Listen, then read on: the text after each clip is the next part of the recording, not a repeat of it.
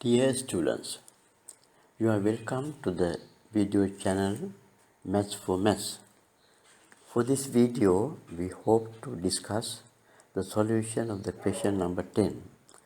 It is a geometry question. First, we will discuss the A part of the question. It is like this. Prove that the line joining the midpoint of a chord drawn to a circle and the center of the circle is perpendicular to the chord. It is a theorem that we have already learned earlier in geometry. So we have to prove that theorem. When you prove a theorem, you have to give the same proof that we have learned when we learn about the theorem. So that we have to just remind the method of proving that theorem and write it, that's all. When you do write only, we have to contribute to your knowledge and do some planning. We will discuss it later. Now we will discuss how to do this proof. You have to draw a diagram, a circle and a chord. We can name it as AB, and midpoint of the chord we have to mark. It is marked as X here. The center of the circle is O. Now we have joined OX. That line must be perpendicular to the chord. So OX must be perpendicular to the chord AB. So when you prove this, we have to write the data. That is, the center of the circle is O and the midpoint of the chord AB is X. Now we have to prove that OX is perpendicular to AB. That is what we have to prove. Now when you prove this result, we can prove that these two triangles OAX and OBX are congruent. We can organize that proofs like this. In those two triangles OAX and OBX, these are equal. OA equals OB, both are the radii of the circle, and AX equals XB because X is the midpoint of AB, and OX is common to both triangles. Therefore, all three angles of all three sides of one triangle is equal to the three sides of the other triangle. Therefore, those two triangles must be congruent. So according to SSS, the triangle OAX and OBX are congruent. If the triangles are congruent, the corresponding parts of those triangles also equal.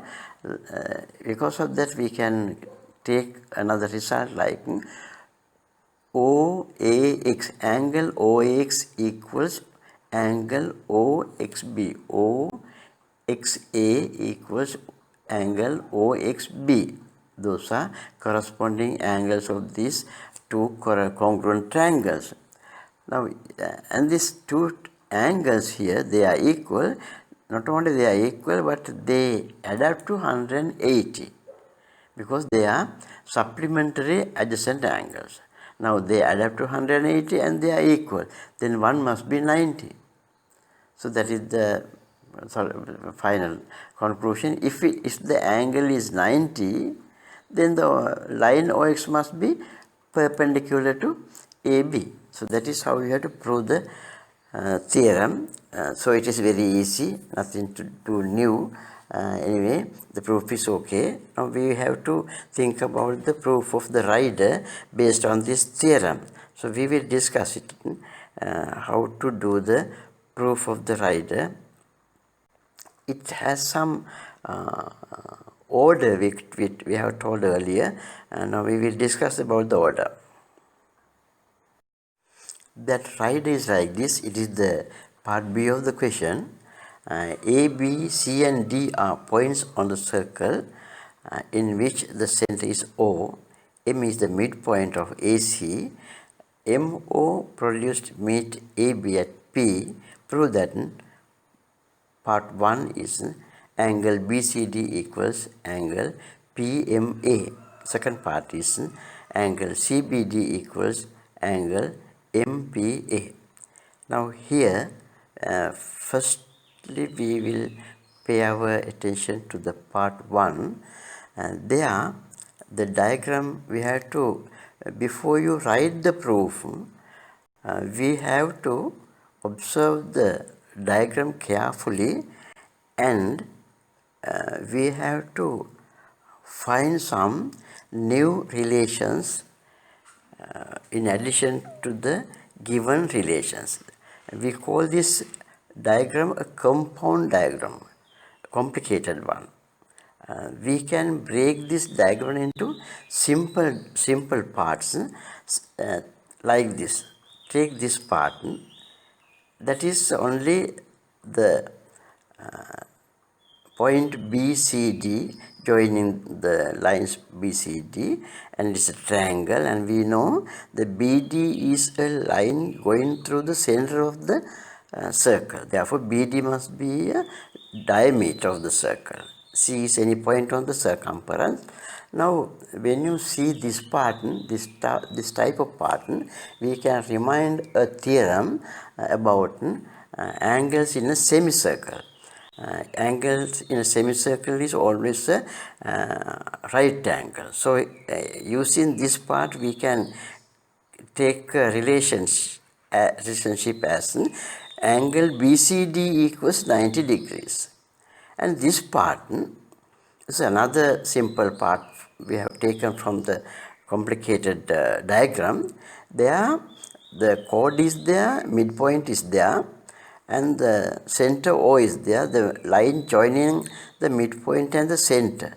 We know, we discussed it earlier. A line joining the midpoint and the center of the circle is perpendicular to the chord. Then the angle formed at point M must be 90 degrees. So the two relations we can write, angle BCD must be 90 degrees and angle PMA also must be 90 degrees. So this is a very good ability that you have when you do the geometrical proofs. That is, from a complicated diagram we must be able to identify simple parts of the diagram, from which we can identify some relations and take out the statements like this. Now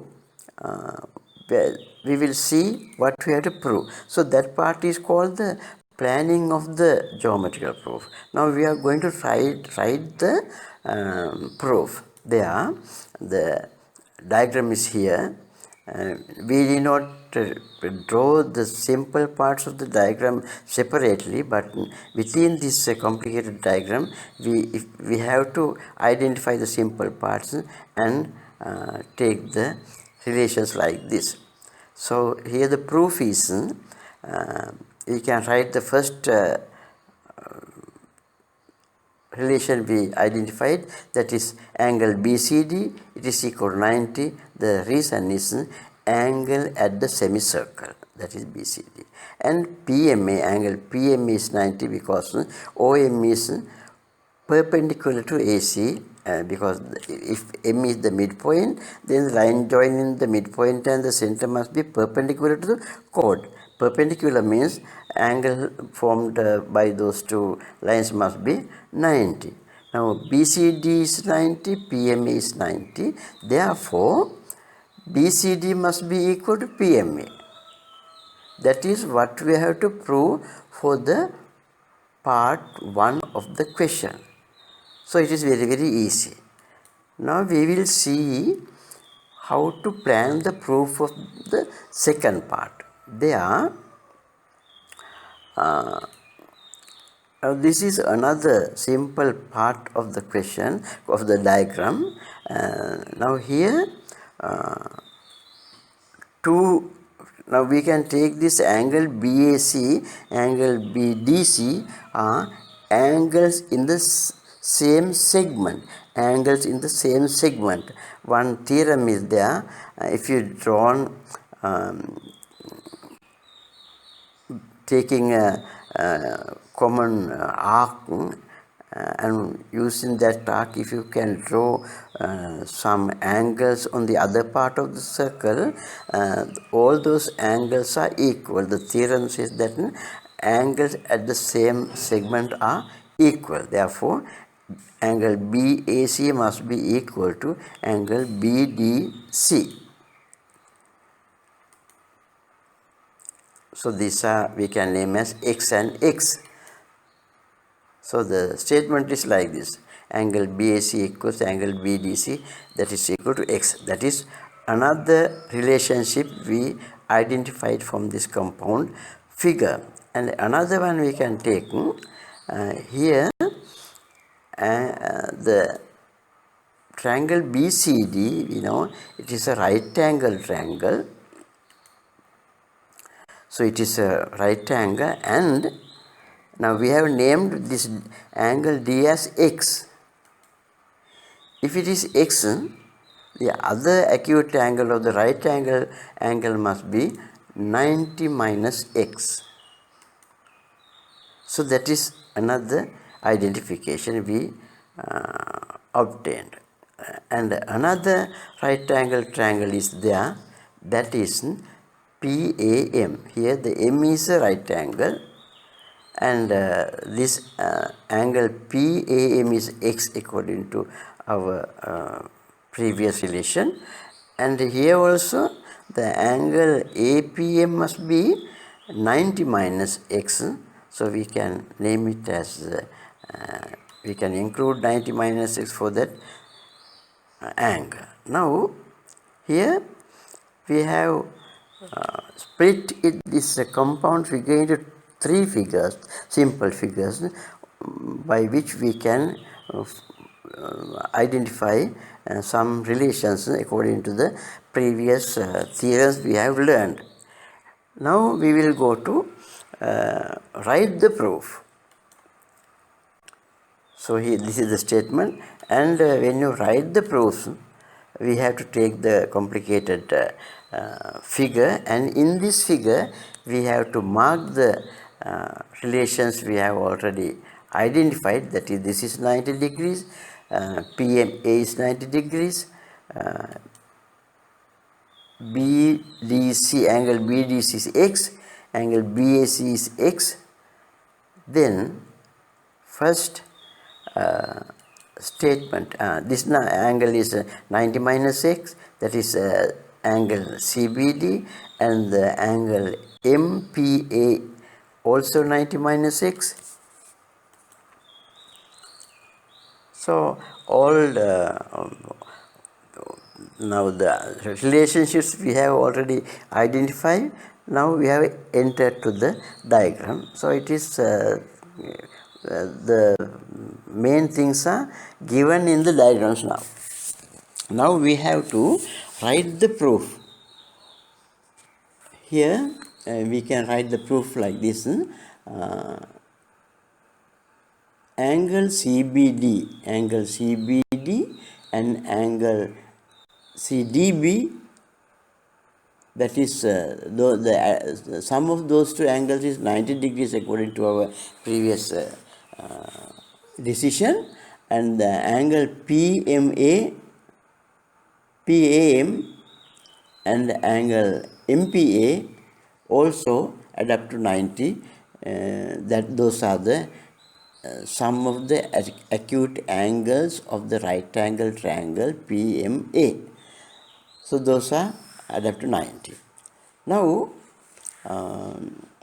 the second part is this CDB is equal to PAM, those are X. Then the other two angles are 90 minus X. So that is what we have to prove here. very very easy. If you do the uh, planning of proof properly, very very easily we can identify the relationship which we are helpful to do the proof step by step.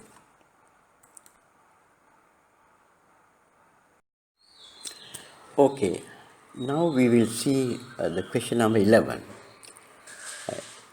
In the next video, we hope to discuss the question number 11. Before that, we can give you the question, then you can try it, then we can compare our solutions with the next video.